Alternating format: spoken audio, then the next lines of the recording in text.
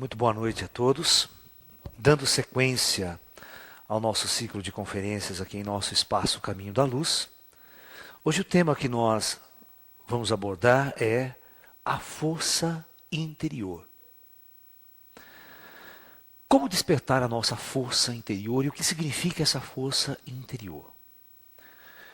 Então vamos tentar conversar sobre isso.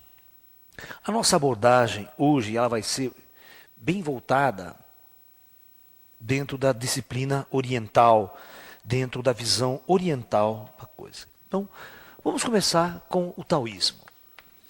Tá? O que o taoísmo nos ensina? Nas conferências anteriores nós falamos muito sobre a fé, né? Vocês vão ver como que as duas coisas são bem distintas, né? Nós aprendemos nas religiões ocidentais que temos que ter fé em Deus, fé nas forças superiores que vão ajudar a gente. No Oriente, a partir do princípio que o taoísmo não define Deus, não há uma definição de Deus, ou seja, não existe um modelo de Deus, né? O Lao Tzu, ele abre o seu livro chamado Tao Te Ching, que é um dos clássicos da filosofia taoísta, falando exatamente sobre Deus. O que ele fala sobre Deus no Tao Te Ching? Ele diz o seguinte: nosso estado de consciência atual é tão ignorante, nós somos criaturas tão ignorantes, a nossa visão de universo, a nossa visão de nós mesmos, a nossa visão da natureza é tão pobre, que se eu tentar fazer um modelo de Deus, tentar imaginar o Criador, certamente vai estar errado. Não que esse Criador não exista, que essa força superior não exista, mas eu não sei como ela é, como ela atua, de que forma ela se manifesta, ou seja, eu não tenho nenhuma ideia correta de como ela seja. Então fazer um modelo nas trevas certamente será um modelo errado e nós vamos construir uma doutrina baseada em princípios totalmente errados. Então, o taoísmo clássico começa da seguinte forma: não há uma definição de Deus.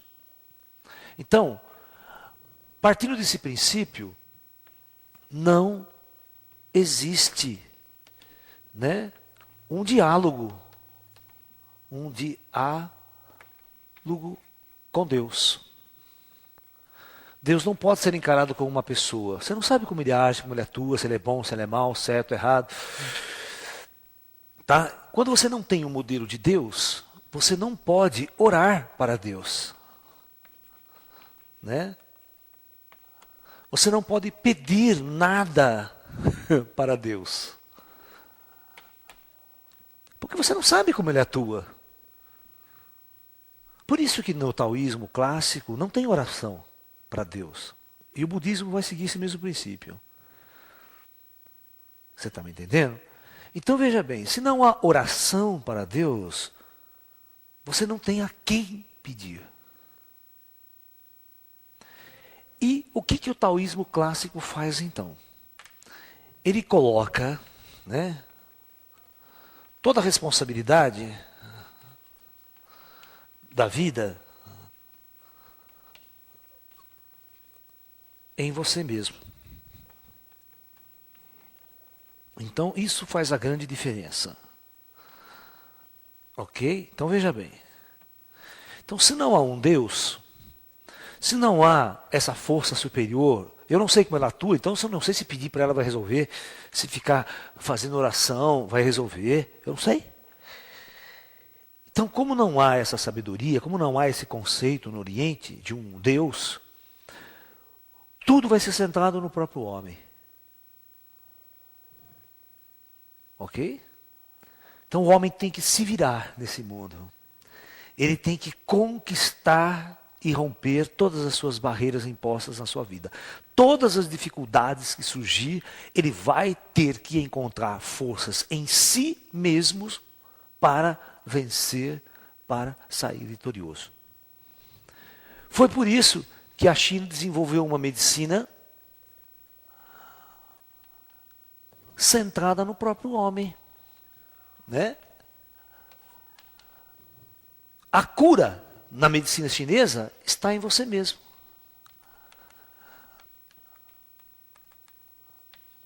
Olha que interessante.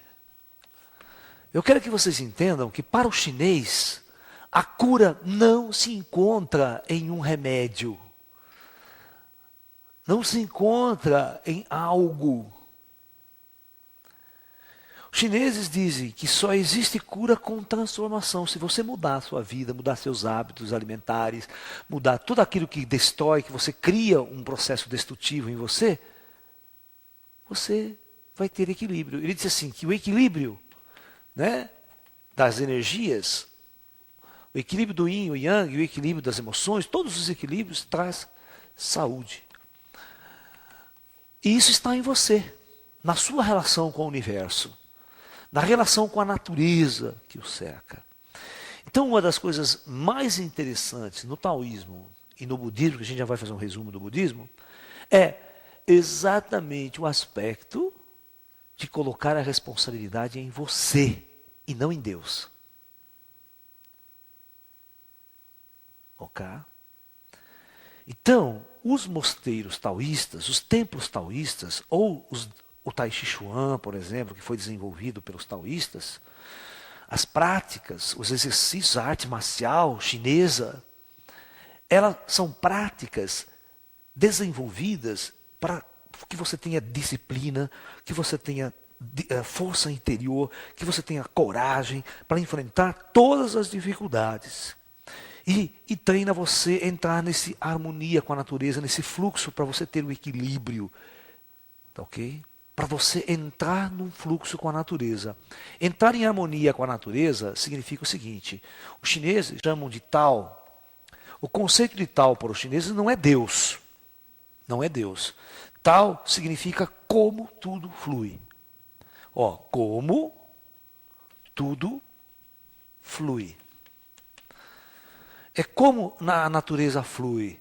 Como existe uma ordem. A nossa vida também tem uma ordem. A gente nasce, cresce, envelhece e morre. Nós estamos dentro de um fluxo, dentro de uma ordem natural. Se eu violar essa ordem natural, vai haver o caos. Vai haver desordem, vai haver doença. Se eu entrar nesta harmonia, neste equilíbrio, eu tenho saúde. Por isso que você vê, por exemplo, um chinês praticando as artes marciais dele, o Tai Chi Chuan, por exemplo, é uma coisa incompreensível para o ocidental. Porque o conceito de força e saúde para o ocidental é levantar ferro, aquele nego tarrudo, grosso, duro, aquelas academias que o nego dá porrada em toda hora, em todo mundo. Agora você imagina você ver um velho chinês, um jovem mesmo. Eu pratico o Tai Chi Chuan há mais de 30 anos. Trabalhar esses movimentos com leveza, com suavidade, para que você tenha consciência do seu corpo. Você esteja em harmonia com o seu corpo. Tá? Então o Tai Chi Chuan é uma prática fantástica, mas é suave, é leve. Porque a força não está nos músculos. A força está no espírito, na alma, no ser, lá de dentro. Tá? E os chineses ensinam a gente a irradiar uma força cósmica no momento de um golpe. E esse golpe, essa força se torna poderosa. Então, nós vamos falar das artes marciais aqui como ferramenta para o despertar da força interior. Né? Como fazer isso. Né? Okay? Então, na verdade, nós aprendemos, dentro do taoísmo clássico chinês, uma nova postura para com a nossa religiosidade, para com a nossa espiritualidade. Ou seja, nós tiramos praticamente Deus de nossas vidas, no sentido de que aquele Deus que eu tenho que servir, que eu tenho que me curvar, que eu tenho que sentir que eu sou um pecador, sabe? Todo aquele modelo que nós discutimos já em conferências anteriores. Né? Quem quiser saber mais sobre essa questão de Deus, eu tenho uma palestra específica só sobre Deus, a gente discute os modelos de Deus. Mas quando você muda o enfoque filosófico, você tira da responsabilidade do divino a sua vida. E você coloca a responsabilidade para a sua vida e tudo que acontece aqui na Terra exatamente em você mesmo. Você é responsável pelo seu fracasso e pelo sucesso. E você é responsável pela sua saúde ou por sua doença. Né? Você percebe que esta colocação taoísta antiga, ela está muito próxima com aquela ideia que nós discutimos aqui do segredo, da lei da atração. Você atrai doença, você atrai sucesso, você atrai pobreza, você atrai riqueza, você atrai depressão, angústia, de acordo com aquilo que você vibra. Né? Então é muito interessante que os orientais já praticavam a lei do segredo há milhares de anos atrás. Eles sabiam exatamente como desenvolver o nosso espírito interior, a nossa força interior, a nossa capacidade de realização. Parece que no Ocidente nós fomos condicionados por nossas religiões a nos tornarmos mendigos de Deus, temente a Deus, pedinte a Deus.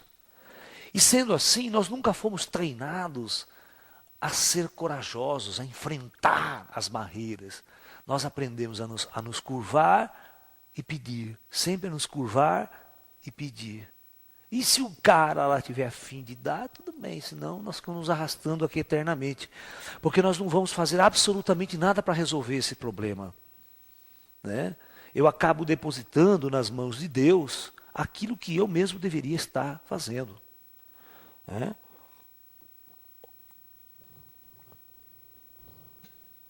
Então, o taoísmo diz que quando você está em harmonia com o fluxo da natureza, você está em equilíbrio. E quando você está em equilíbrio, tudo flui. Você encontra o seu lugar. Você encontra a sua paz interior. Os conflitos desaparecem. Mas você está em desarmonia com o tal, você vai nos conflitos, você estabelece guerras, a doença aparece no seu corpo, você vai se alimentar muito mal, porque você vai matar os animais, você vai fazer uma série de coisas contrária à própria lei da harmonia. Então, isto é uma questão muito interessante. Primeiro passo para despertar nossa força interior é mudar o foco filosófico. Você tem que mudar o seu Deus. Mudar o seu Deus não significa largar o meu Deus. Você vai ter que mudar o seu conceito de Deus. Nós falamos que as pessoas aqui no Ocidente, né, é muito comum ficar pulando de religião em religião, de galho em galho, né, tentando se encontrar. Como se a religião fosse o verdadeiro encontro. Né? Mas as pessoas nunca vão ser felizes, porque sempre estarão depositando a responsabilidade no exterior, no externo, num Deus externo, num santo, num anjo, num espírito, e quando não for num espírito. E nunca realiza uma coisa para si. Ou seja, saber que ela tem que mudar a sua alimentação, que ela tem que se transformar, que ela tem que purificar seu ser, que ela tem que treinar, que ela tem que fazer ginástica, que ela tem que sair do sedentarismo, que ela tem que trabalhar sua força interior, sua concentração, sua disciplina. Porque o ocidental é muito vagabundo. Você manda ele fazer uma prática disciplinar, constante, de meditação, de yoga, de exercício. Ele não faz. Entendeu? Oriental não, oriental ele é muito disciplinado nas suas práticas, nas suas execuções, nos seus treinamentos. Tá? Muito bem. Então o taoísmo tem fundamentalmente essa base. Não está centrada num Deus exterior, tá? Portanto não há um Deus ditando regras e leis. Tá? E portanto também nós não podemos depositar a responsabilidade da ordem do mundo, nem a ordem da minha vida, num Deus. Eu é que sou responsável por ela. E se eu não fizer absolutamente nada, ela também não vai fazer. Se está dando tudo errado na minha vida, pode ter certeza que a culpa é minha.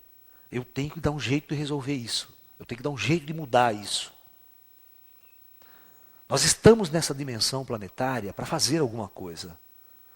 Para transformar o meu ser. Ok? Muito bem. Vamos ver o budismo clássico agora.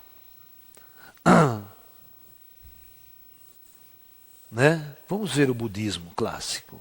O Buda. O que ensina o budismo? Né? fundamentalmente, o budismo clássico também não está centrado em Deus. Não é uma religião centrada, em Deus. O budismo clássico está centrado no próprio homem. Se você estudar o budismo a fundo, você não vai encontrar em todo o evangelho de Buda, em toda a passagem de Buda, alguma citação que ele fale de Deus. Não existe. Tá? Ele não fala de Deus. Quando o discípulo chegava para o Buda e fazia essa pergunta, mestre, fale sobre a natureza do céu ou sobre a natureza de Deus. Né? Buda falava assim, eu prefiro, antes de falar qualquer coisa sobre Deus, eu prefiro falar sobre você. Por que você quer saber algo sobre Deus se você não conhece nada de você mesmo? Então vamos começar por você. O princípio de toda a religião budista é você. Deus fica em segundo plano. Para vocês terem uma ideia, um samurai no Japão feudal, você sabe que o samurai eram soldados treinados pelo imperador japonês desde criança para vir a guarda imperial. Então eles eram guerreiros, eles não tinham sabedoria nenhuma, eles eram treinados para ser guerreiros, soldado, de elite, sabe? A tropa de elite do imperador. E eles eram orgulhosos, né? Por qualquer coisa estavam matando, cortando a cabeça de um, arrebentando a cabeça de outra. Eles tinham aquela honra, aquela coisa de honra. E se cometesse qualquer erro, se matava, fazia harakiri, né? Por honra, pela honra. Tudo bem. Um desses chefes dos samurais, do imperador, foi consultar um mestre Zen no mosteiro japonês, budista, que o Zen, na verdade, é uma simbiose, é uma associação do taoísmo com o budismo. Aí vem um método de treinar chamado Zen. Nós vamos explicar já isso para vocês. Então esse samurai, ele chega, o monge está sentado de pernas cruzadas, e ele faz a seguinte pergunta para o samurai. Escuta aqui, mestre, existe me explique essa coisa de céu e inferno.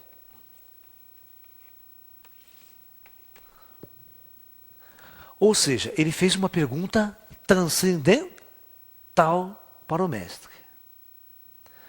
Vamos ver como é que você vai responder para ele. O mestre olha para a cara dele e responde assim, mas escuta aqui, quem que é você para me fazer essa pergunta? O samurai fica bravo e fala, ora meu senhor, eu sou o chefe dos samurais do imperador? O monge olhou de novo para ele, mas você, com essa cara e essa roupa, mais parece um mendigo? Ou seja, propositadamente ele ofendeu o Samu. Nossa, o samurai ficou irritadíssimo, levantou, arrancou a espada e já ameaçando cortar a cabeça do monge. E o monge nem moveu o músculo, ficou sentadinho ali. E nesse gesto raivoso do samurai, orgulhoso do samurai, o mestre fala, nesse instante, meu filho, se abrem as portas do inferno. O cara coça a cabeça, fala, poxa, entende a lição, né? Coloca a espada na bainha, curva, se ajoelha diante do mestre, agradecendo a lição. E quando ele está fazendo esse gesto, o mestre fala assim, e é neste momento que se abrem as portas do céu. Resultado. O que o monge quis dizer com isso? Que não existe um lugar especial lá no infinito, chamado de céu. E nem tampouco existe um lugar eterno que se chame de inferno, onde as almas estão queimando, cheia de demônio. Não. Céu e inferno são coisas que estão sempre dentro de você. É responsabilidade única e sua. Você, na sua jornada pela vida, cria o seu inferno ou cria o seu céu, de acordo com as suas atitudes. Essa é a chave do ensinamento budista taoísta. Tudo está em você. Tudo está em você.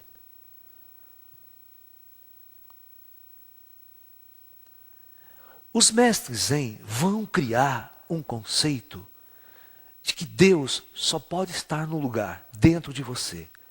Por isso que Jesus é um grande mestre Zen. Eu vou fazer uma palestra aqui, vocês fiquem atentos, nesse ciclo de conferências nosso, que se chama Jesus, um mestre Zen na Galileia. Eu vou mostrar para vocês que todos os textos de Jesus tinham fundamento de conhecimento Zen. Todas as grandes parábolas de Jesus tinham por trás um grande conhecimento do Zen budismo.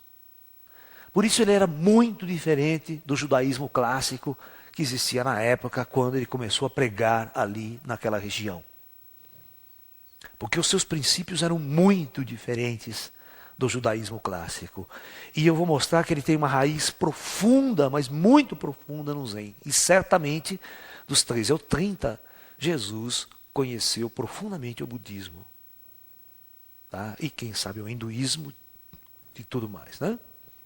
Então nós vamos conversar sobre isso. Então veja bem, nesse aspecto, esse monge vai retratar exatamente que tudo está dentro de você. De dentro de você pode surgir um céu, pode surgir coisas maravilhosas, atitudes de amor, de paz, de auxílio, de fraternidade.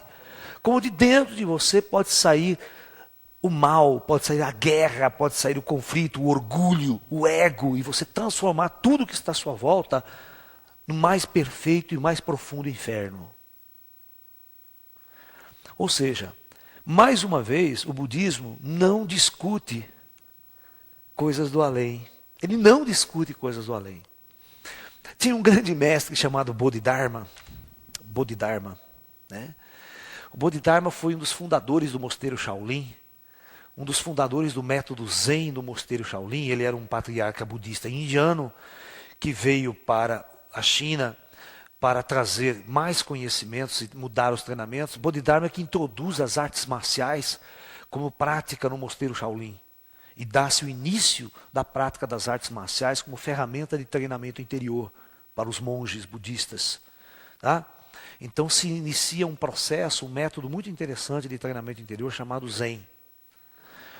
E Bodhidharma, ele era muito bravo. Os discípulos diziam, e a história conta, que ele era muito bravo no sentido de treinar os discípulos. Não porque ele era bravo no sentido que ele era mau, mas ele era muito rígido no treinamento dos discípulos. Tá? Vou contar uma história clássica dele.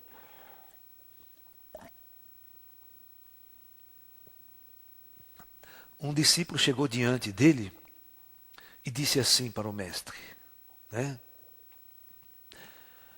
Mestre, fale sobre a natureza de Buda. É a mesma coisa se eu chegar para você, fale-me sobre a natureza de Cristo.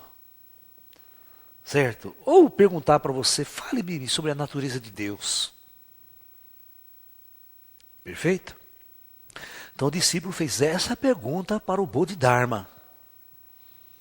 O Bodhidharma sempre andava com um bastão na mão, sabe?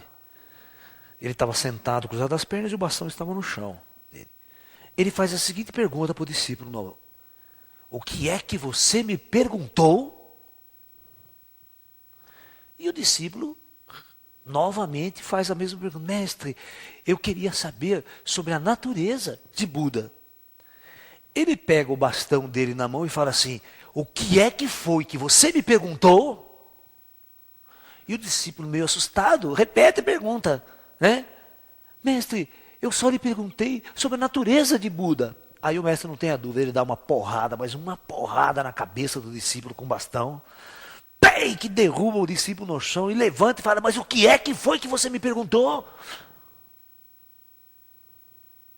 Nunca mais me faça essa pergunta tola. Virou as costas e foi embora. Não respondeu nada. Por quê? Ele foi tão rígido com o discípulo. Porque no budismo é quase clássico, é quase proibido você usar a sua mente ou se esforçar para querer compreender uma coisa que está lá além daquilo que você é no seu cotidiano. O budismo clássico fala assim para você: concentre-se apenas naquilo que você pode fazer, naquilo que você é capaz de fazer no dia a dia. Não confunda sua mente com ideias, com teorias, com modelos, que você certamente vai estar errado. Esqueça Deus. Esqueça, isso é um dos mandamentos clássicos do budismo. Esqueça Deus. Não se preocupe com Deus. Na sua jornada aqui no mosteiro, você vai se preocupar apenas com você. Todo treinamento vai estar centrado em você. Todas as suas práticas vai estar centrado em desenvolver o teu ser. Jamais nós vamos fazer algo aqui para Deus, um Deus externo. Isso pode assustar demais, isso assusta demais as religiões ocidentais, né? Que estão centradas profundamente em Deus. Aí vão chamar os budistas de ateu. Ah, mas eles estão ateus? Depende de como você enxerga as coisas, né? Por que é assim? Eles dizem o seguinte: primeiro nós preferimos concentrar todas as nossas forças, nosso treinamento em você, para que depois você desperte a sua consciência, eleve e se ilumine. Quando você se iluminar, aí você vai estar mais próximo de Deus. Aí sim você vai compreender melhor Deus. Antes não. Porque Deus não é uma figura que você vai compreendê-lo através da razão, do raciocínio, da lógica. Deus, você só pode compreender quando você interagir com Ele. Quando você se tornar um com Ele. Essa é a chave do budismo clássico. E o budismo clássico vai treinar você o tempo todo para você sair dessa condição. Um dos treinamentos funcionais básicos é iluminação. Iluminação significa despertar a sua luz interior. E despertar a sua luz interior é a mesma coisa que despertar a sua força interior. Esse é o conceito.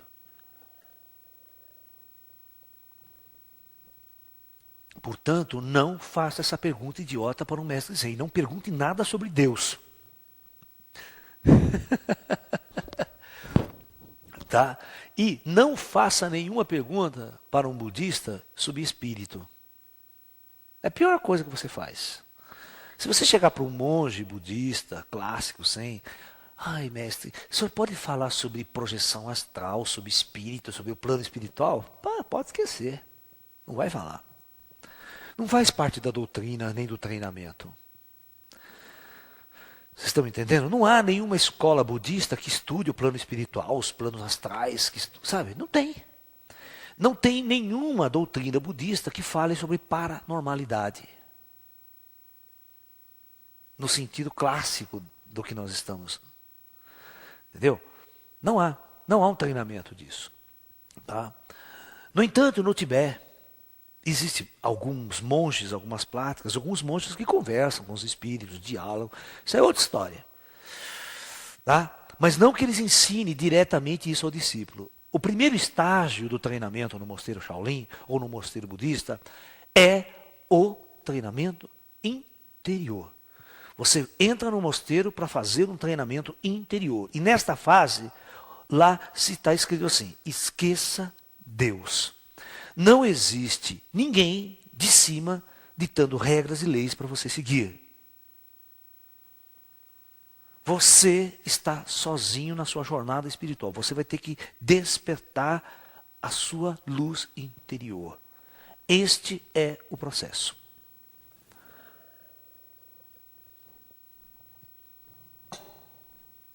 Por que é assim? Porque Buda ensinava uma coisa muito interessante para os discípulos. Nunca se esqueça que no Oriente a palavra Deus não é muito usada. Mas o conceito da palavra Buda, sim. Nunca se esqueça que a tradução da palavra Buda significa iluminado. Iluminado ou um ser desperto que tem o mesmo significado da palavra Cristo.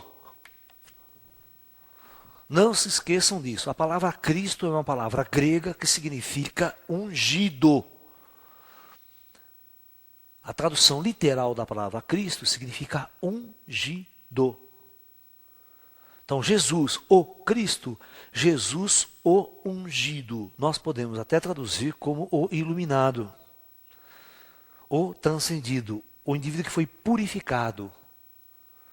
Ungido significa limpo, limpo dos pecados, limpo dos níveis baixos da consciência, limpo das trevas. Então, certamente o conceito é o mesmo do iluminado. Então, quando a iluminação vem, você desperta o Deus que existe dentro de você. Jesus tinha essa frase clássica. Jesus sempre falava essas frases, acompanhem comigo. O reino de Deus se encontra dentro de você. Né? Outra frase de Jesus, o céu também se encontra dentro de você.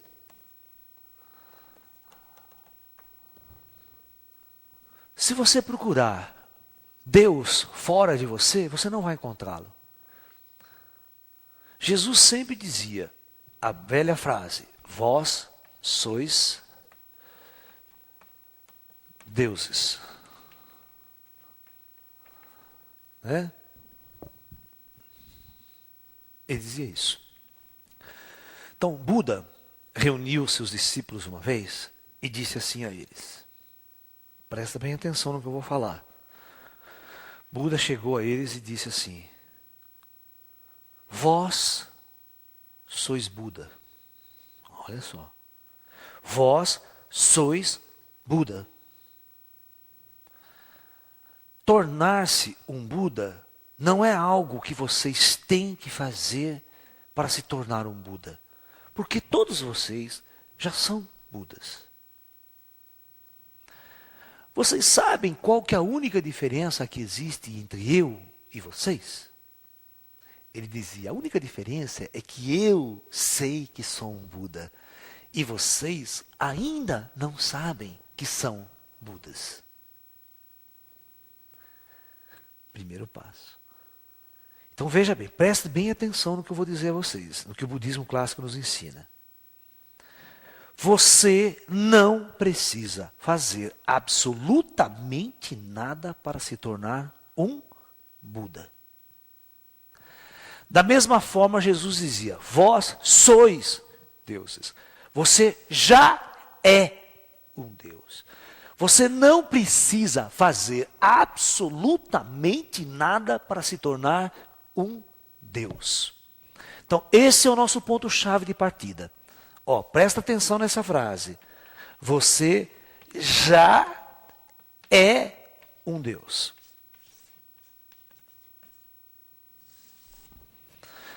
Você não precisa fazer nada, você não precisa praticar nada, você não precisa construir nada, você não precisa fazer nenhuma penitência, você não precisa fazer nenhuma, dar dízimo para a igreja, você não precisa fazer nada para se tornar um Deus.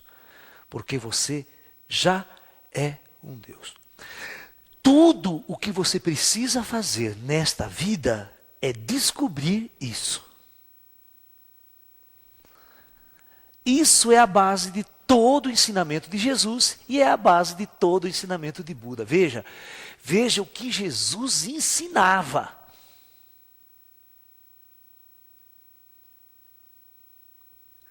Jesus não dizia que você tinha que praticar o bem, desenvolver o amor, fazer tudo isso para se tornar um Deus. Você já é. A única coisa que você tem que fazer então é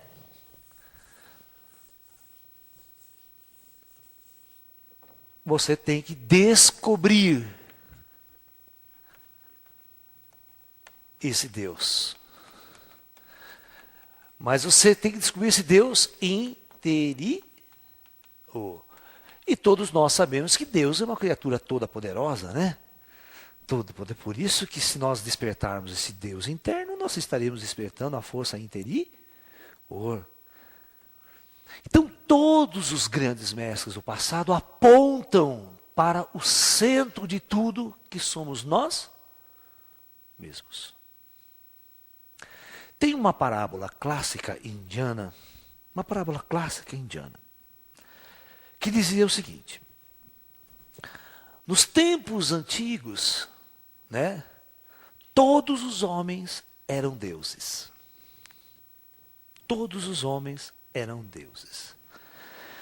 Porém, eles não souberam usar esse poder divino que lhes cabia.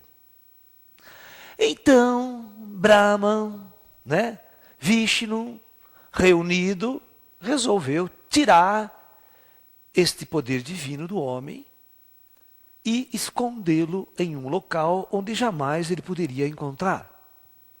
E nesta reunião começou o debate. Onde vamos esconder a divindade dos homens? Vamos esconder no alto das montanhas? Aí eles discutiram, mas não é possível. Um dia o homem chegará ao alto das montanhas. E o segredo vai ser revelado.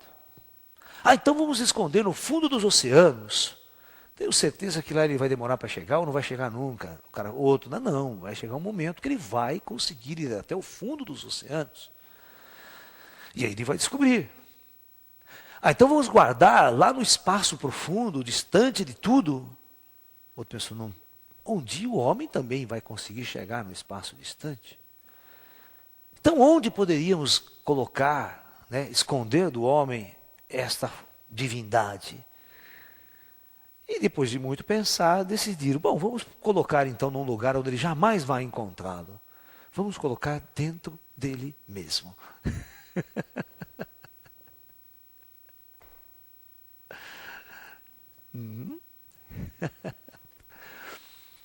Um belo dia, uma outra parábolazinha engraçada, né? Isso foi muito engraçado. Os mestres reuniram-se no mosteiro, né, numa época. Os discípulos mais obviamente novos, não tão novos assim, treinados já há muito tempo, e disse a eles: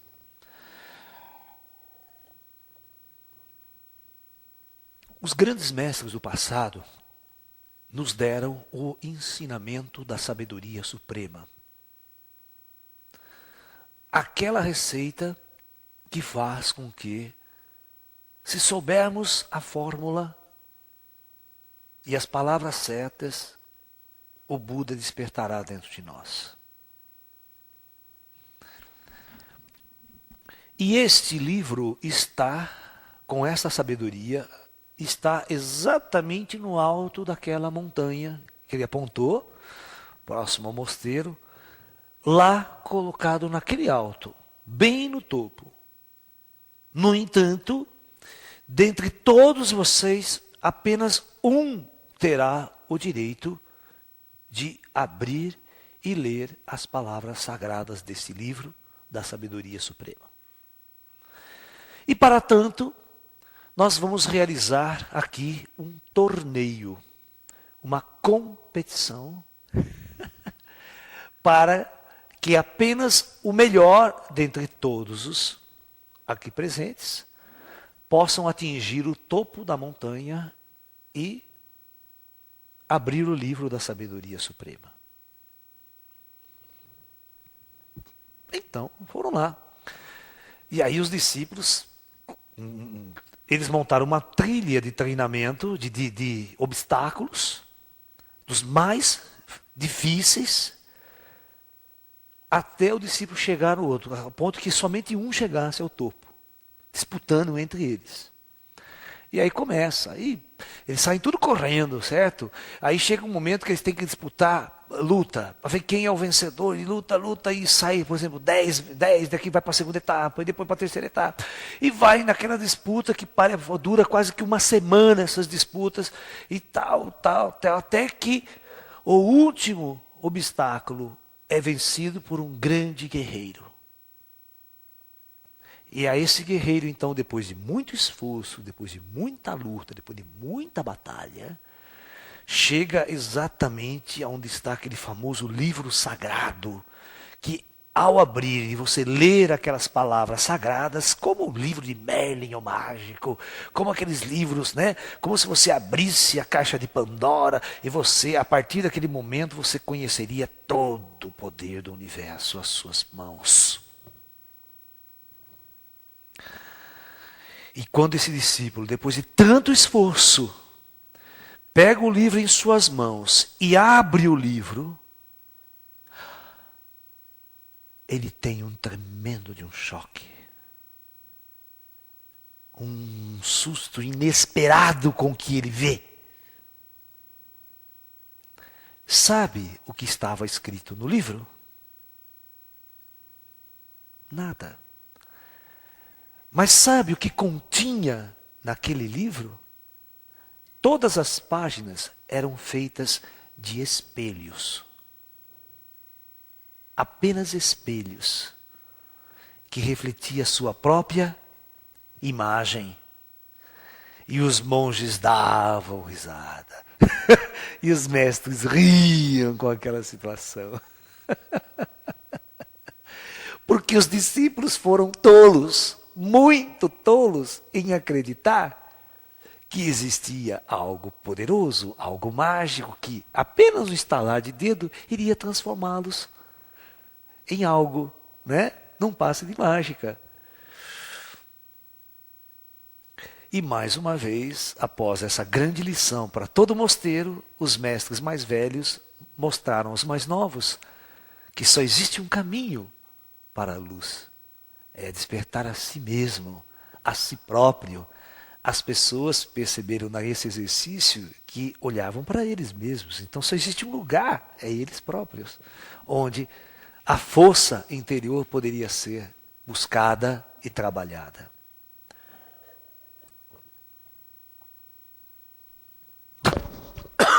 Desculpe. Então esse era um primeiro estágio no treinamento dos discípulos.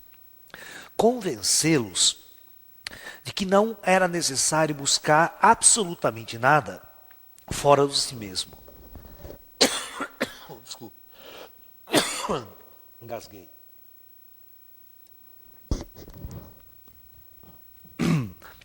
Que não era necessário buscar absolutamente nada fora de si mesmo. Quando o discípulo estava convencido disso, aí começava um novo estágio no treinamento desses discípulos, que é exatamente o voltar-se para dentro. Começava realmente uma jornada profunda ao seu próprio interior. E esta jornada profunda para o seu próprio interior tinha as ferramentas. As grandes ferramentas de Shaolin, a grande ferramenta dos mosteiros. Então essas ferramentas consistia, né, trabalhar o corpo. Então o corpo precisava ser trabalhado, treinado. Era a ferramenta base. Porque nós somos um ego, nós somos uma mente, nós somos um androide, nós temos uma personalidade fabricada pela sociedade, pelo mundo aí fora, que precisa ser retirado, precisa ser eliminado. Então, e o nosso corpo, ele tem que ser trabalhado como o templo de nossa alma, o templo do nosso espírito. Então os monges vão aperfeiçoar o seu corpo. Então eles vão fazer um treinamento de artes marciais aqui. Para te dar coragem, disciplina, força, confiança em si mesmo, autoconfiança. As artes marciais vai treinar tudo isso em você. Vai tornar um indivíduo bastante poderoso. Não um indivíduo medroso pela vida. Vai te tornar um indivíduo muito corajoso. Você vai mudar a sua alimentação. Você vai mudar seus hábitos. Você vai tratar o seu corpo como se fosse um templo. E vai purificá-lo em todos os sentidos. O mestre vai mudar tudo que está em sua mente, porque ele precisa mudar a sua doutrina, aquilo que você acredita. Se você acredita num Deus babaca, num Deus imperador, num Deus que você tem que servir, tem que se curvar a Ele todos os dias, sabe? Fazer sacrifício por Deus, fazer penitência por Deus. Esse Deus nunca vai fazer nada por você. Então você precisa eliminar ele. Então, nessa mente é a sua doutrina, o que você carrega dentro de você. Então, durante muitos anos, o monge vai ensinar a você uma nova doutrina. O pensamento zen, o método, vai botar a sua cabeça e sua mente numa outra direção. As coisas não são tão simples.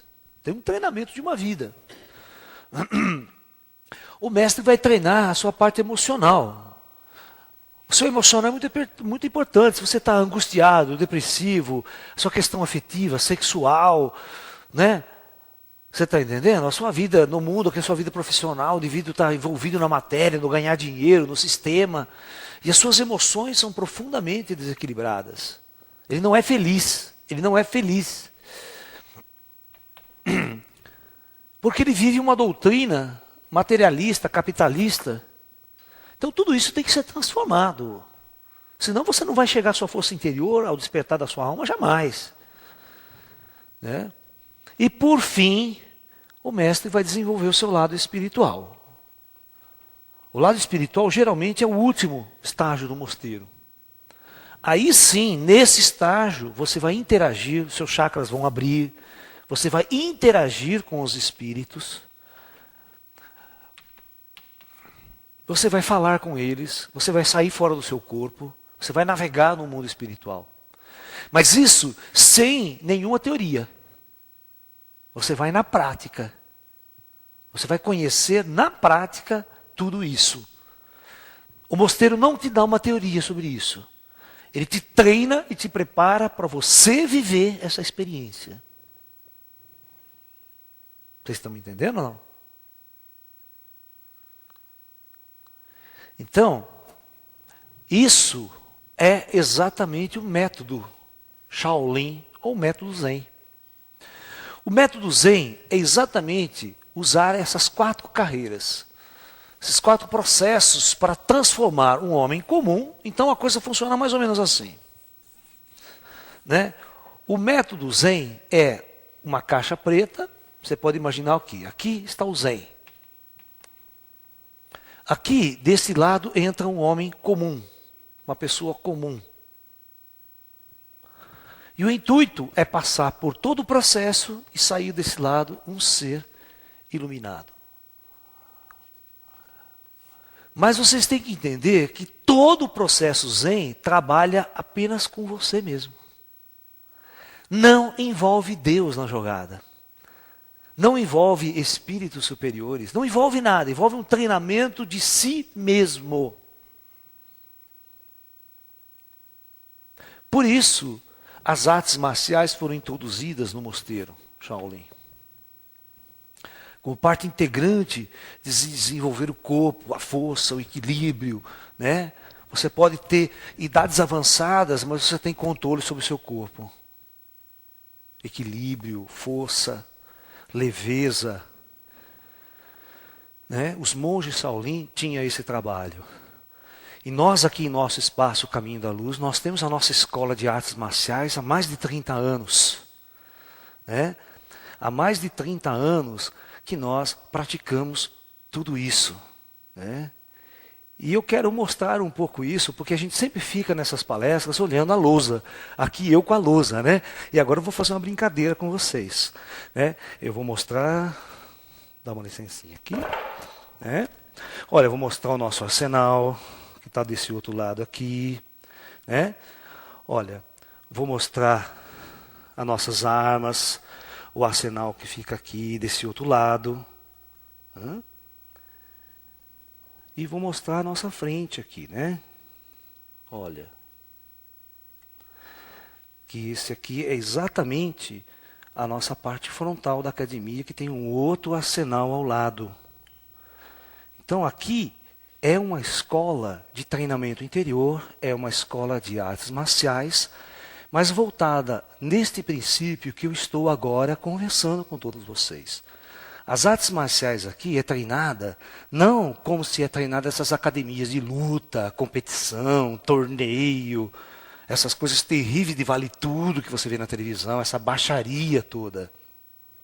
Nossa escola, durante todo o seu desenvolvimento, né, foi baseado no treinamento interior. Eu ensino os meus alunos essa prática espiritual de longos e longos anos. Nós ensinamos a característica realmente clássica do Shaolin, que é desenvolver a alma, que é desenvolver o próprio espírito.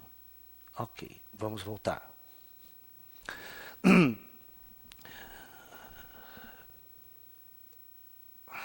Quando eu falo para vocês a respeito do Kung Fu, né, dessa prática que nós desenvolvemos aqui em nosso espaço, em nossa academia há mais de 30 anos, se vocês acessarem o nosso site pela internet, que é www.laerciofonseca.com, nós temos uma área de fotos lá que se chama História da Associação Wushan Digital. Essa história da Associação Wushan Digital, vocês vão ver mais de 30 anos de academia, com fotos de tudo que nós já fizemos aí nessa área. E é interessante que a nossa escola, ela se chama Wushan Digital. Né? É Wushan, é I aqui, de e tal. Então, em chinês se lê meio de trás para frente, que é caminho do venerável guerreiro. Tá? Então a nossa escola usa o caminho do guerreiro, a prática das artes marciais para desenvolver a força interior, né? Para desenvolver o equilíbrio, a base espiritual. Aqui nós estudamos budismo, né? O taoísmo, e todas essas conferências que vocês vêm eu falando aqui, todos esses temas que eu abordo, que são hoje mais de 100 e tantos, 150 temas aí, né, em nosso site. Todos os nossos alunos aqui ouvem, assistem, debatem essas coisas, estudam tudo isso. Né? E nós estamos desenvolvendo agora o nosso campus avançado no sul de Minas, nas montanhas, o nosso ashram, que é a nossa escola, né, aos moldes de uma tradição antiga, onde nós estaremos lá treinando essas artes marciais, treinando tai chi, yoga. Será uma escola do terceiro milênio, baseada em princípios antigos, porém com todas as facilidades do mundo moderno, com o homem moderno. Né? Nós estamos criando e desenvolvendo esse espaço que é simplesmente, né, tirar aquilo que nós já fazemos aqui na cidade durante mais de 30 anos e transportar por um processo lá no campo, nas montanhas, dentro de um processo harmonioso também, né?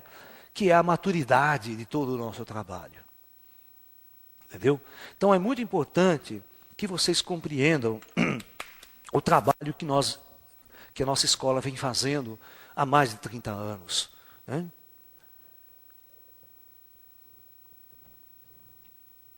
Isso significa que todo o nosso trabalho é um trabalho de prática, é um trabalho de vivência.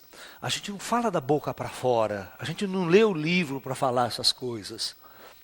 Nós praticamos constantemente tudo isso que nós falamos. Nós vivemos essa doutrina, nós vivemos essa experiência. E como sensitivo e como médium também que eu sou, a junção de tudo isso, de todo esse treinamento, foi me mostrando, foi abrindo cada vez mais o meu ser e foi me mostrando profundamente a natureza do mundo espiritual, né, e a natureza de tudo isso que a gente vem conversando ao longo dessas palestras. Ok? Muito bem. Né? Vamos falar sobre, né, o yoga, o Tai Chi Chuan, o caminho do desenvolvimento interior. Porque, na verdade, existem muitas escolas, né, na Índia, na China, no Japão, né, cada uma desenvolvendo o seu método, o seu processo para se chegar a esse interior que a gente tanto fala. Então, vamos ver o caminho do yoga, né? Yoga significa união. A própria palavra significa união. Olha que interessante.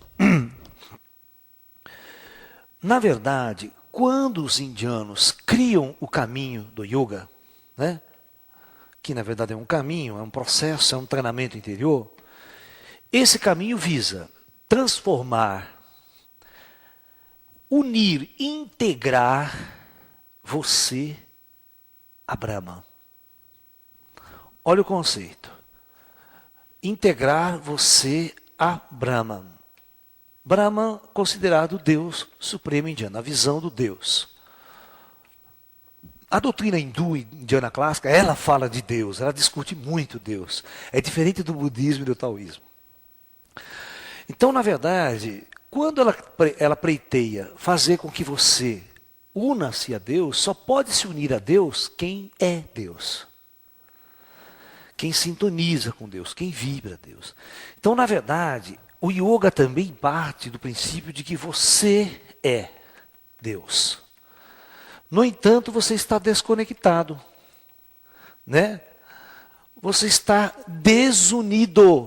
Por isso que tem que unir. Desunido.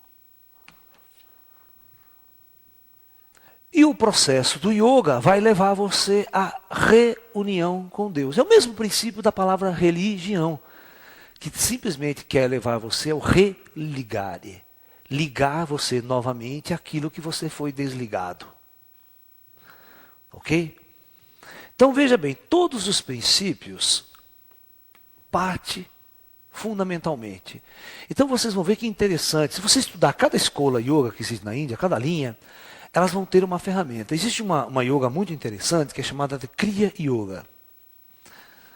A Kriya Yoga é uma yoga da respiração. Tá? Os mestres dessa linha diz que através da respiração, olha, somente através da respiração,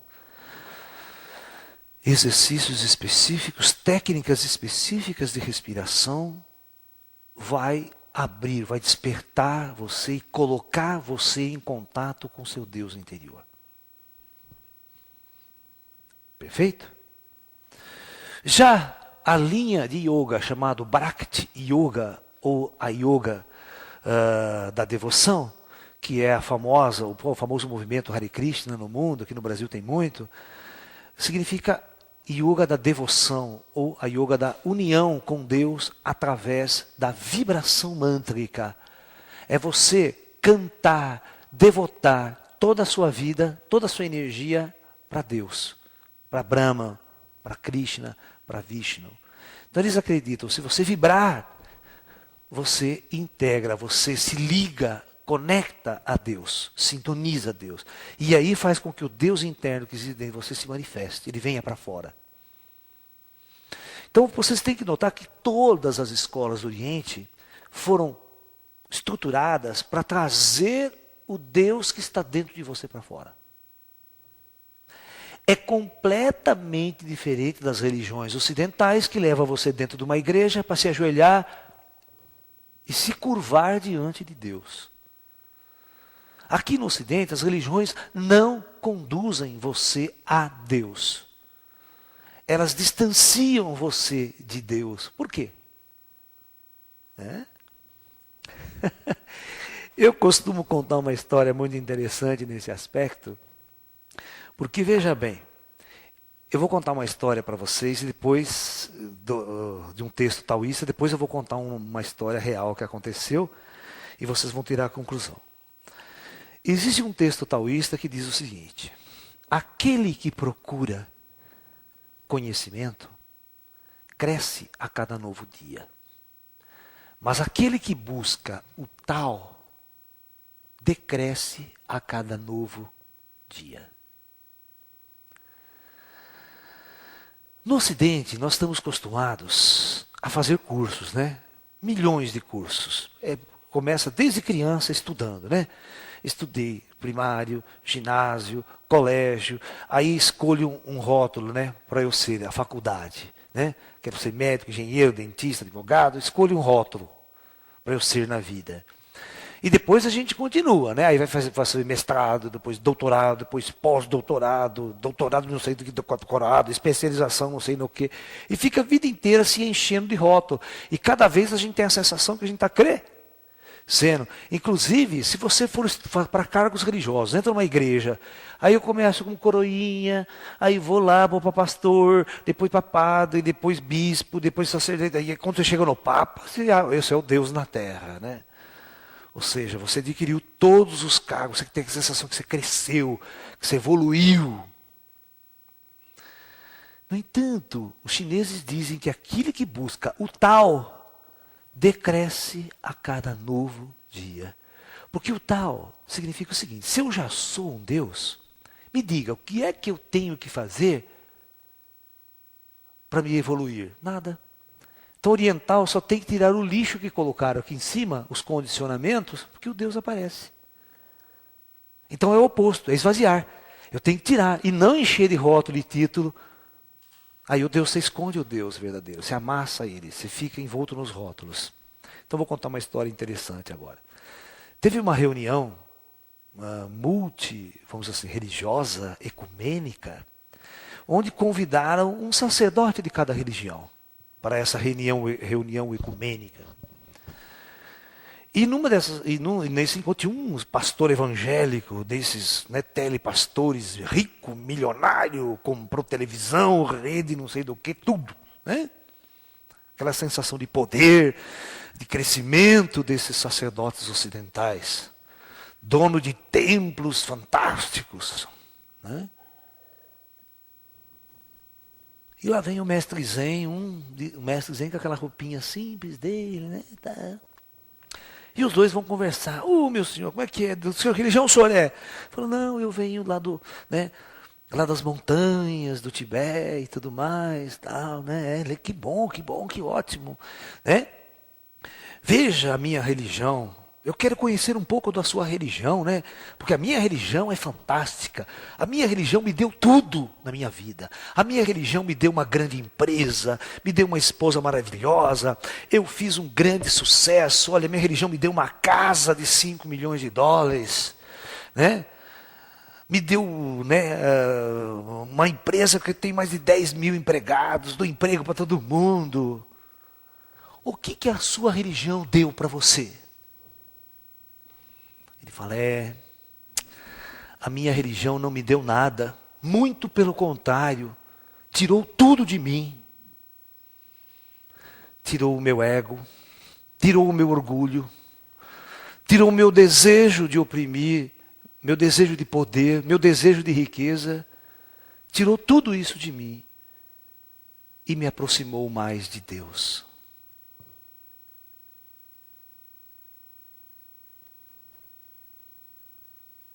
É isso que ela fez. No Oriente, o conceito é completamente diferente. Ocidente, crescer, evoluir, é se encher de coisas. No Oriente, é esvaziar.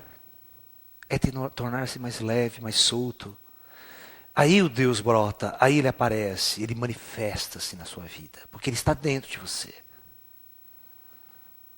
Então este é um dos conceitos dificílimo, mas dificílimo dos ocidentais entender nas práticas orientais. Porque as práticas orientais colocam um Deus, um Deus com esta forma, um Deus um Deus onde você faz tudo para o crescimento material, né? As pessoas acham que crescer, Deus está ajudando na minha vida porque eu estou enriquecendo, tendo tudo de bom. Oriente acha que isso tem nada a ver com o divino. Né? Isso é o caminho que você escolheu porque você desejou profundamente o material na sua vida. Você trabalhou para ele e serviu a ele o tempo todo. Nós não, nós estamos numa verdadeira busca pelo despertar de nossa luz interior, de nosso Deus interior.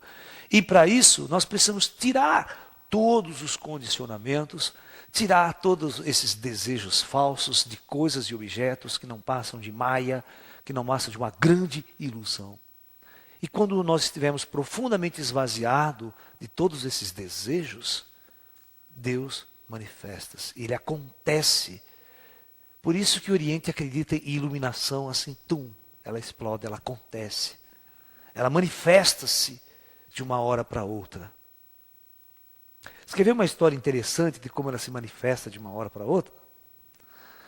Um discípulo estudava há anos o Zen com seu mestre. Tá? Um belo dia, ele vai à cabana de seu mestre, muito frio, para estudar o Zen. Os dois estavam lá estudando. A hora foi passando e ficou muito escuro lá fora. E o discípulo, ao sair para voltar para sua casa, pediu ao mestre que lhe desse uma vela, pois lá fora estava muito escuro. Ele precisava de uma vela para iluminar o seu caminho. Não deu outra. Tokuzan, que era o grande mestre, acendeu-lhe a vela, colocou em suas mãos.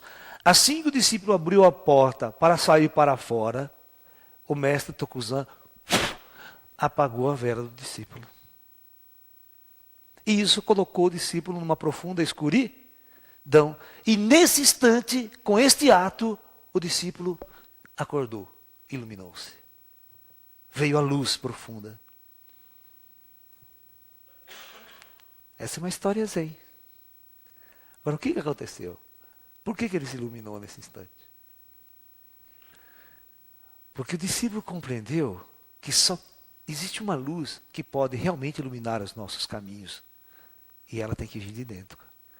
Ninguém pode acender uma luz externa para nos guiar. E foi exatamente o que o mestre fez. Apagou a luz externa. Aí Tokuzan naturalmente abriu a sua. Porque estava pronto, o discípulo estava pronto para se iluminar. Só precisava de um toquezinho.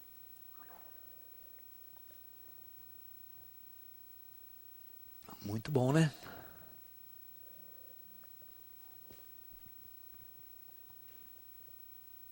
Eu vou fazer uma palestra aqui exatamente sobre o Zen, cheia de histórias Zen. E vou explicar cada historinha para vocês entenderem o método Zen do treinamento interior. Não cabe nessa palestra aqui. Hoje nós estamos discutindo essa força interior, de onde ela vem. Mas nós vamos discutir o método Zen. O método Zen para treinar o discípulo, trazer essa força à tona, é muito interessante. Principalmente o método quando você vai trabalhar a mente do discípulo. Tá? Porque a mente do discípulo, a nossa mente, é a nossa maior barreira. Por isso que a mente, a palavra já diz, ela é uma mentira. Ela mente, ela engana a gente. Ela engana você o tempo todo. Porque ela mente para você o tempo todo. Por isso que ela se chama mente. Porque ela mente. É? Por isso que os mestres orientais eliminam a mente para o processo da transcendência. Porque a mente é a barreira. A mente é uma das grandes barreiras que precisa ser eliminada. Por isso, os chineses, né, os taoístas, os zen, usam um método chamado koans. Textos ilógicos para desafiar a mente, para que a partir desse desafio da mente você perceba que a mente não tem poder nenhum. A mente nunca teve poder nenhum. Tá? A mente, ela tem um poder de destruir e de fechar a sua luz. Aí ela tem. Mas não para levar você à luz. Né? Existe um texto nos Vedas que diz o seguinte: se o conhecimento verdadeiro e último pudesse ser ensinado pela mente, certamente nossos pais teriam nos ensinado. Mas como não pode ser ensinada, nós temos que adquiri-la pessoalmente. Cada um de nós. Ela não pode ser ensinada. Tá? Não é algo que pode ser transmitido de mestre para discípulo. É algo que tem que ser descoberto individualmente por cada indivíduo. Este é o processo da espiritualização. E é isso talvez que no Ocidente a gente não compreenda muito.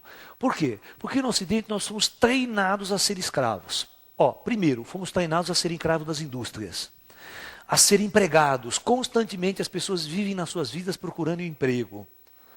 Elas vivem pedindo esmola, dependendo de um rei ou de um patrão para existir. Elas só sabem viver assim. Elas não foram treinadas nas suas vidas, desde criança, a procurar por si só o seu sustento, o seu equilíbrio, a sua força. Elas foram treinadas a ser escravas. E no campo religioso é idêntico. Elas não foram treinadas desde criança a despertar o Deus interior. Elas foram treinadas a ser escravas de um Deus superior. Nós fomos treinados a entrar nas igrejas e pedir esmola para Deus. Pedir esmola para os espíritos.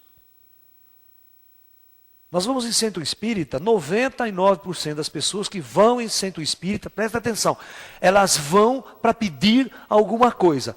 Quem já foi em centro espírita, quem trabalha em centro espírita, quem dirige em centro espírita, sabe do que o Laércio está falando. 99,9% das pessoas que frequentam, vão no centro espírita, elas vão para pedir alguma coisa. Raras são aquelas pessoas que vão para fazer alguma coisa no centro espírita. Contribuir com alguma coisa. Porque nossa sociedade, nossa civilização é a doutrina do escravo, a doutrina do pedinte, a doutrina do mendigo. Nós não fomos treinados a executar, a buscar em nós mesmos através do nosso treinamento. Nós sempre depositamos no mundo externo as nossas realizações. E as questões religiosas deixamos a Deus, aos espíritos que nos ajude. Então as pessoas são pedintes, pedintes. Então as pessoas estranham, por exemplo, quando participam de nossas reuniões espirituais aqui em nossa casa, onde nós canalizamos mestres orientais, e os conselhos que eles dão são completamente diferentes da doutrina kardecista, da doutrina... O mestre fala, faz, treina. Faça isso, procure fazer. Ele não dá coisa pronta para você. Nós somos ensinados a treinar, a conquistar, a despertar a nossa força interior. Quando estamos doentes, os nossos mestres ensinam como a gente se curar. Eles não dão um remédio para que a gente se cure milagrosamente. Ele mostra o caminho da cura, o caminho da transformação. Eu vou fazer uma palestra aqui, uma conferência sobre a medicina chinesa. Sobre a origem da acupuntura, sobre a medicina chinesa. E eu estou sendo convidado para fazer, eu já fiz muitos isso, em hospitais, conferências sobre acupuntura, medicina chinesa para médicos, hospitais. Para vocês verem que o princípio é muito diferente. Aqui no Ocidente, até nossa saúde, nós somos escravos dos médicos. Você não sabe nada sobre você, sobre sua saúde. Você ficou doente, você joga para o médico tem que cuidar de você. Você nunca foi treinado, o responsável por você é você mesmo.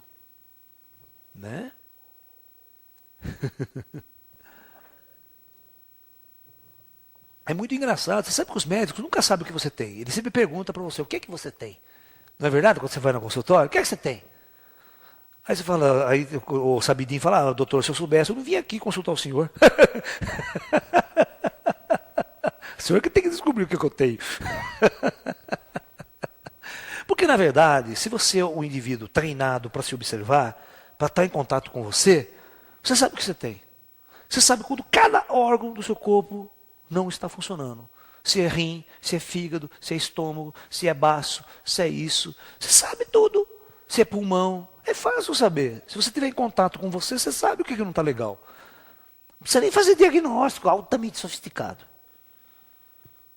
Entendeu? Porque você está muito em contato com você. O ocidental, ele está muito distante do si mesmo. Ele preteou uma jornada externa, ele foi distante, foi lá fora. E tudo está lá fora, até o Deus dele está lá fora. Então nós não somos acostumados a buscar a solução em nós mesmos. A despertar, a descobrir que nós somos o grande Deus, nós somos a grande força, nós somos o grande poder transformador. O grande poder que pode mudar a face do planeta. Você está entendendo? Não. Nós colocamos sempre ou a responsabilidade no governo, ou é o governo, ou é o político, certo? Ou é Deus. Eu não tenho nada a ver com isso. Vocês viram que o budismo é o oposto? Toda a responsabilidade está em você. Ele tira Deus da jogada, tudo está em você. Se você não trabalhar esse ser interior, você vai continuar sendo um verme aqui na terra, se arrastando, pedindo esmola o tempo todo. É típico daqueles mendigos que passam na porta da tua casa, todo sujo, Hoje ele passa, dá um prato de comida, dá um dinheirinho, você dá. Amanhã ele está de novo. O senhor tem hoje um dinheirinho? Tem uma hora que você se enche, né? Você fala, porra, vai trabalhar, vai fazer alguma coisa, sai dessa vida. Vai ficar até quando pedindo esmola? Até quando nessa vida? Não sei. Tudo. No fundo, você é assim também no lado espiritual.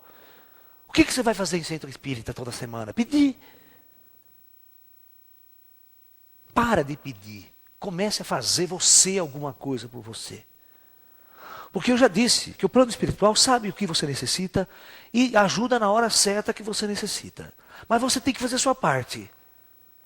Ai, tô com uma puta dor nas costas. Vou lá no centro espírita, ai doutor, tô com uma puta dor nas costas. Vai treinar com o Gifu, vai fazer ginásio, vai fazer exercício que passa tudo quanto é dor, cara. Vai carpir, vai bater uma horta. Você vê com essas doenças babacas some tudo. Né? Acabou a parte porque você não faz nada. Sua vida é uma laça, fica sentado no computador o dia inteiro. Ou na máquina de escrever. Sabe? Você no banco bancário o dia inteiro, sentado no carro. Claro, sair lá tudo arrebentado, torto. Vai comer hambúrguer, vai comer sua porcaria, que merda da vida. Vai ficar doente, vai ficar ruim. Aí, claro, né, centro espírita, se o seu Laércio falar aqui que eu estou curando, fazendo milagre, fica 10 mil na minha porta aqui. Fazendo fila, curva de quarteirão, briga até na rua para pegar senha. Mas quando eu faço uma palestra para falar que você tem que fazer as coisas, todo mundo foge, ninguém quer vir. Porque ninguém quer ter a responsabilidade sobre suas vidas. Ninguém quer realmente assumir que se ele não cresce, se ele não vê nada, se ele não vê espírito, não vê absolutamente nada, a culpa é dele. Porque ele nunca fez nada para isso. A única coisa que ele sabe fazer é morrer de medo. Ele morre de medo de tudo. Você sabe ser empregado, né? O dia que você deixar de ser empregado, você começa a conversar comigo, quando nós vamos entender o que é Shaolin, o que é Kung Fu, o que é o budismo. O budismo procura libertar você. A primeira coisa é a libertação de todas as amarras que nos prendem a essa sociedade medíocre, que coloca você e todo ser humano completamente distante de sua própria alma, de seu próprio ser. Jamais a força interior vai despertar num homem desse tipo. Vai nas igrejas, veja as igrejas, olha as teles pastores. Eles convocam você, todo mundo, a ficar lá pedindo. Ore a Deus, peça a Deus. Não é? No budismo, no mosteiro Shaolin, nunca tinha nada disso, não. Você não vai pedir absolutamente nada para Deus. Você vai fazer tudo que você tem que fazer na sua vida, o que você quiser. Você vai ser o seu Deus. Você vai ser o Deus que vai resolver o problema. Não vai invocar nenhum Deus externo para isso. Isso não é orgulho, não, tá? Isso é uma forma diferente de ver Deus. Uma forma diferente e muito mais parecida com a lei da atração, com o Deus da física quântica, com essa coisa moderna que nós estamos discutindo agora, que é um Deus integrado a nós mesmos, que nós nos conectamos com essa ideia de campo, né? Essa ideia da consciência cósmica, essa ideia de nossa consciência interagindo com todas as coisas. Ou seja, nós fazemos parte dessa força divina. Ok? Então é isso. Em resumo, é isso que eu gostaria de passar hoje para vocês. Todos os grandes mestres do Oriente disse: a força interior está dentro de você. Deus está dentro de você. O Buda está dentro. Não é preciso fazer absolutamente nada para você evoluir. Olha, escuta o que eu vou falar. Na Índia, na China e no Tibete e no budismo, não existe o conceito de evolução. O homem não está na Terra para evoluir. Porque o conceito de evolução significaria que você é um pecador, você é um indivíduo primitivo que vai evoluir para se tornar um Deus. Não. Pode esquecer, você já é um Deus. Você não tem que fazer nada para se tornar um Deus. Por isso que, partindo desse princípio, os budistas relaxam. Só vão meditar, né? Aí Deus se manifesta. Vamos trazer Deus à tona. Vamos deixar ele vir, não precisa fazer nada. Eu só preciso tirar os lixos que colocaram em cima de mim, porque toda a sociedade diz que eu não sou. Eu fui treinado desde criança por a nossa cultura, dizendo que eu sou um pecador. Eu já nasci com o pecado original, tenho que batizar, porque o Adão e Eva lá, eu já sou pecador. Quando a gente se libertar desse pecado e acreditar realmente que somos deuses, que não há evolução, que a evolução é uma visão completamente primitiva dos conceitos ocidentais de evoluir, aí você vai entender o que significa iluminação. É deixar acontecer, ela se manifesta e você descobre aquilo que você sempre foi. Você descobre suas memórias de vidas anteriores, a memória de antes de vir para a Terra. Você começa a conectar com a sua essência superior, com o seu eu superior, que é esse eu divino. Ok? Então é isso. Namastê, muita paz e até um próximo encontro. Muita paz.